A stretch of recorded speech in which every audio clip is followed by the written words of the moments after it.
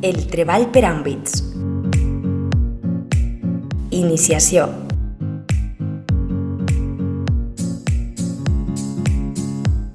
El primer que hem de saber quan anem a treballar per àmbits és que qualsevol àrea curricular, en qualsevol nivell,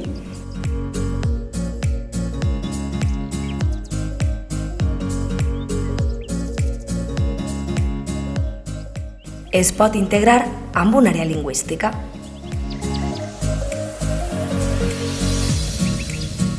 Ara bé, s'han de complir unes condicions.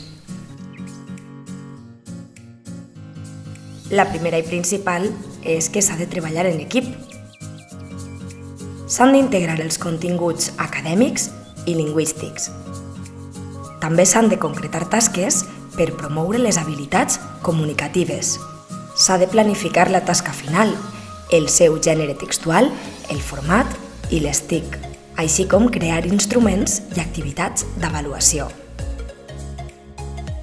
La coordinació entre les àrees lingüístiques i no lingüístiques és essencial.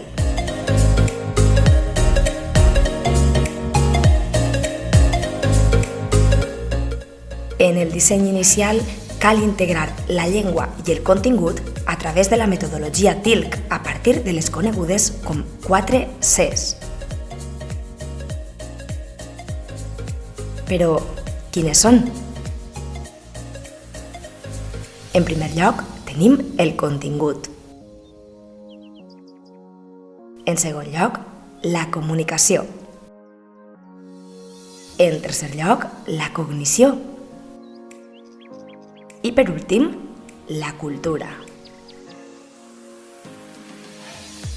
El contingut fa referència a tots aquells continguts acadèmics propis de l'àrea no lingüística. En la comunicació trobem el tipus de textos, les habilitats comunicatives, el vocabulari i les estructures clau, els recursos per a la comunicació a l'aula.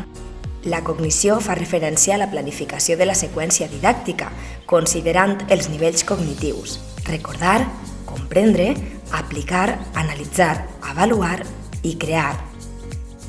Dins la cultura tenim tots els elements culturals que es poden treballar: valors, tradicions, costums, reàlies. La metodologia més adient en el treball per àmbits és la del treball per projectes.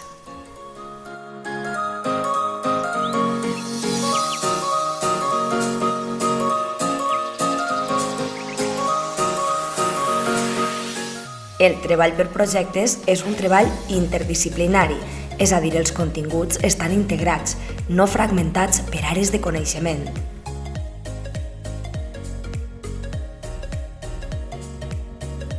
Les activitats que promou estan centrades en la recerca, en la investigació, en el plantejament de preguntes o els problemes.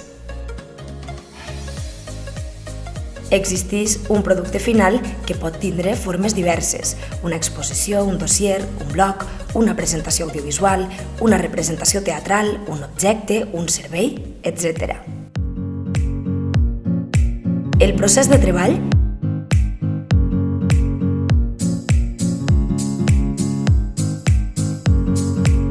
té tanta importància com el resultat final.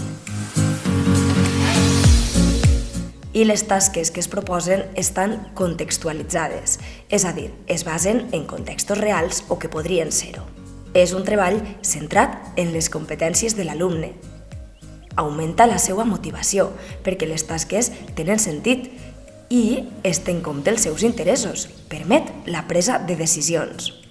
També fomenta l'autonomia, la reflexió sobre els seus aprenentatges, la metacognició, l'aprendre a aprendre, l'adquisició d'estratègies i l'autoregulació.